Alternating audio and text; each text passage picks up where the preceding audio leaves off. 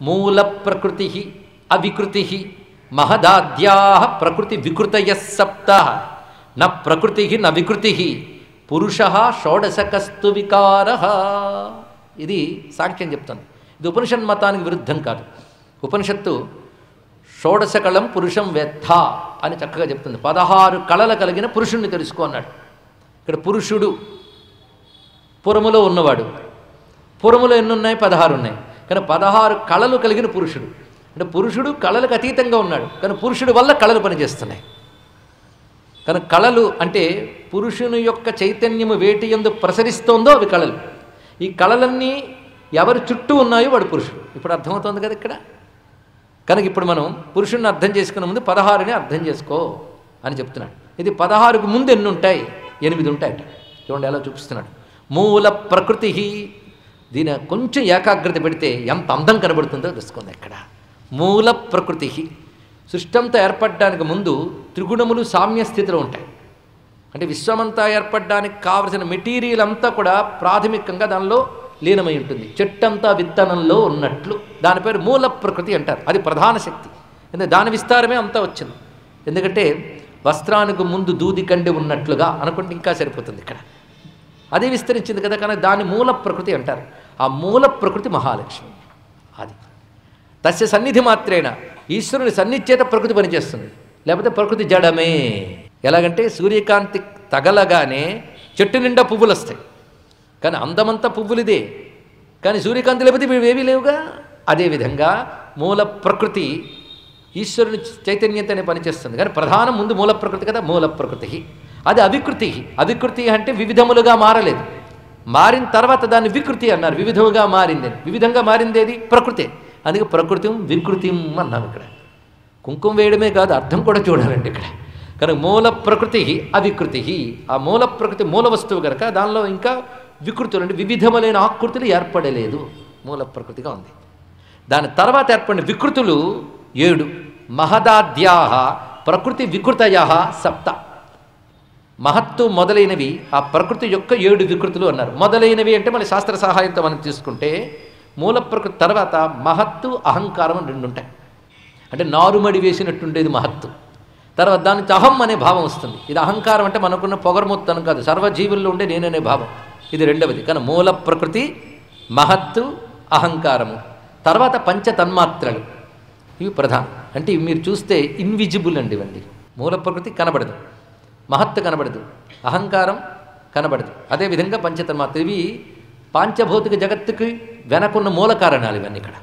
కానీ ఇప్పుడు ఎన్నయ్యే? మూల ప్రకృతి, మహత్తు, అహంకారము, పంచతన్మాత్రలు. పంచతన్మాత్రలు అంటే చాలా తెలుసు కదా. ఇన్నాళ్ళు ఏకరూ పెట్టి తెలియకుండా ఉంటుందా? శబ్దస్పర్శ రూప రసగంధములు. ఈ గుణముల నుంచి భూతములు ఉత్పన్నమవుతాయి. అది తర్వాత విషయం. మొత్తానికి ఎన్నయ్య ఇప్పటికీ 8 అయ్యాయి. ఇది ప్రధాన 8. ఇవి పట్టమహిషుల్లాగా ఉంటే పనిచేసేవి 16ట. ఇవి లేకపోతే 16 పనిచేయవు. ఆ 16 ఏమిటో చెప్తున్నాడు. పంచ కర్మేంద్రియాలు, పంచ జ్ఞానేంద్రియాలు, పంచ ప్రాణాలు. ఇవి చూడండి తెలిసిపోతుంటాయి ప్రధానికి. కర్మేంద్రియాలు, జ్ఞానేంద్రియాలు, ప్రాణాలు టప్పని తెలుస్తాయి. ప్రతివాడికి కనబడుతున్నాయి కదా. వీటిని నడిపేవి 8. అవి మూల ప్రకృతి నుంచి వచ్చిన 7 వికృతులు. తర్వాత వచ్చినవి మొత్తం ఎన్ని? 15 అయ్యని చెప్పినవి. 16వది అంతఃకరణం. అదొకటే. దాని తీరులు బట్టి మనోబుద్ధి చిత్త అహంకారం అంటే అంతఃకరణం. ఎన్నయ్యే? 16. ఈ 8 ప్రకృతి వికారాలైతే ఈ 16 వాటి వల్ల పనిచేస్తున్నాయి. మరో 16 అయ్యాయి. ఈ 16ంటిని మీరు చూస్తే ఒక్కొక్క దాని గురించి ఆలోచిద్దాం. 16లో చెయ్యి ఒకటి అంతే కదా. పంచకర్మేంద్రియాల్లో చెయ్యి ఒకటి అనుకుందాం. కరచరణాదులు అంటాం కదా. కర చెయ్యన్ని ఒకటే. కానీ చేత్తో చేసినవన్నీ ఎన్నండి చెప్పగలరా? ఇప్పటి నుంచి ఎన్ని చేసామో ఇంకెన్ని చెయ్యిపోతామో కదా. కనుక దీని వృత్తులు ఎన్ని అయ్యాయి? అనంతం కదా. అలా మొత్తం 16ంటికి మీరు లెక్క కట్టండి. పంచ జ్ఞానేంద్రియాలకి, పంచ కర్మేంద్రియాలకి, అంతఃకరణానికి వృత్తులు ఎన్ని అయ్యాయి? అనంతములయ్యాయి. అనంతాలకి సంఖ్య సహస్ర. కనుక 16ంటితో లెక్కలేని వృత్తులు చేసేవి కనుక ఇన్ని వృత్తులు 16,000.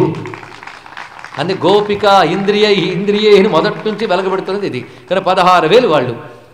8 ఇవి. ఈ 8 పట్టమహిషుల్లాగుంటే ఇవి పక్కన ఉన్నటువంటి మరొక కాంతల వల్ల ఉన్నాయి. 16,008 ఎక్కడున్నాయి ఇప్పుడు చెప్పండి? శరీరంలో ఉన్నాయి కదా. ఈ శరీరానికి ద్వారాలన్నీ 9, కానీ 9 ద్వారాలున్న శరీరం ద్వారక అయింది కదా. ద్వారకలో 16,008 మంది ఉన్నారు. 16,008 మంది ఎవరి వల్ల ఉన్నారు, ఇప్పుడు వెళ్ళాలన్నారు. అంటే మూల ప్రకృతి, అందు నుంచి వచ్చిన 7 వికృతులు, ఇప్పుడు చెప్పిన 16,000 వృత్తులు, ఇవన్నీ పనిచేయడానికి ఎవడు కారణం? లోపల ఈశ్వర చైతన్యం ఉంటేనే ఇవన్నీ పనిచేస్తున్నాయి, లేకపోతే ఏవీ లేవు.